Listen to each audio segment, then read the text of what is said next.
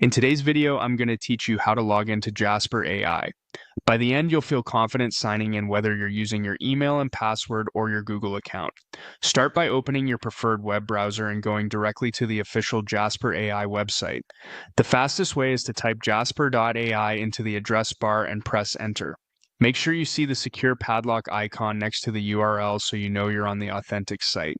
If you plan to use Jasper often, consider bookmarking the page so you can return to it quickly in the future. Once the homepage loads, look to the top right corner and select Login. It's easy to spot in the header. If you ever see options like Get Started or Try for Free, remember those are for creating a new account. For returning users, Login is the one you want. On the login screen, you'll see two simple choices.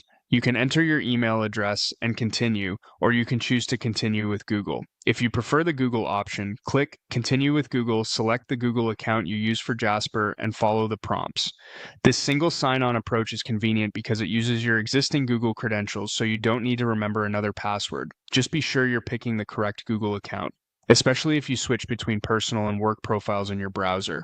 If you're signing in with email, type your email address carefully, then your password. Take a second to check for typos, especially if your device autofills fields.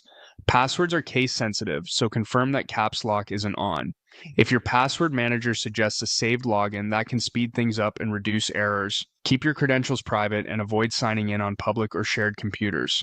If you must, make sure you fully sign out when you're done. After entering your details, click the button to continue or sign in, and wait a moment while Jasper authenticates your account.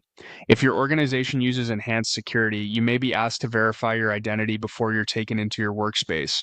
Just follow the on-screen prompts. That's all it takes.